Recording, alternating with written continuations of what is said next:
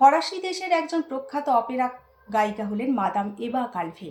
আমেরিকাতে তার বিরাট খ্যাতি এবং জনপ্রিয়তা, কিন্তু ব্যক্তিগত জীবনে তার মনে কোনো শান্তি নেই। আকণ্ঠ ভোগবিলাসে নিমগ্ন তিনি। তার উপরে স্বভাবে অত্যন্ত উগ্র এবং একগুঁয়ে প্রকৃতির, তাই শান্তি পান না। 1894 সালে কালভে যখন শিকাগোতে এলেন, তার জীবনে ঘটে যায় এক মর্মান্তিক ঘটনা। তার একমাত্র কন্যা শিকাগোতেই আগুনে পুড়ে মারা যায়। শোকে দুঃখে প্রায় পাগল হয়ে গেলেন কালভে। এই সময় তার এক বান্ধবী তাকে স্বামীজির কাছে নিয়ে যেতে চান, কিন্তু কালভে রাজি হন না। তিনি ভাবলেন আত্মহত্যাই তার কাছে একমাত্র পথ। সে চেষ্টাও করলেন। পরপর 4 বার আত্মহত্যার চেষ্টা করে বিফল হলেন। তারপর হঠাৎই একদিন যন্ত্রচালিতের মতো স্বামীজির কাছে উপস্থিত হলেন কালভে। বৈঠকখানা ঘরে অপেক্ষা করছেন। স্বামীজি ভিতরের ঘরে ডেকে পাঠালেন। মন্ত্রমুগ্ধের মতো ভিতরের ঘরে গিয়ে কালভে দেখলেন স্বামীজি ধ্যানাসনে বসে আছেন।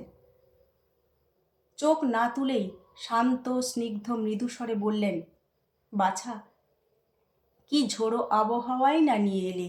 শান্ত হোক, এটা একান্ত প্রয়োজন।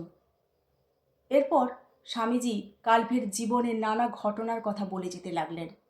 এমনকি এমন ঘটনার কথা বললেন যেটা কালভের একান্ত ঘনিষ্ঠ বন্ধুরাও জানত না।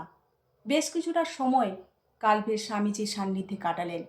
বিদায় নেওয়ার সময় হলে স্বামীজি বললেন, তোমাকে সব ভুলে যেতে হবে। আবার খুশি হও, সুখী হও, শরীর সুস্থ করো। একা বসে দুঃখের কথা চিন্তা করো না। কালভের জীবনের সমস্ত দুঃখ অশান্তি যেন এক নিমেষে কোথায় উধাও হয়ে গেল। কালভে ভাবলেন স্বামীজি যেন তার মস্তিষ্কের সমস্ত জটিলতা দূর করে দিয়ে তার শান্ত ভাব সেখানে ভরে দিয়েছেন।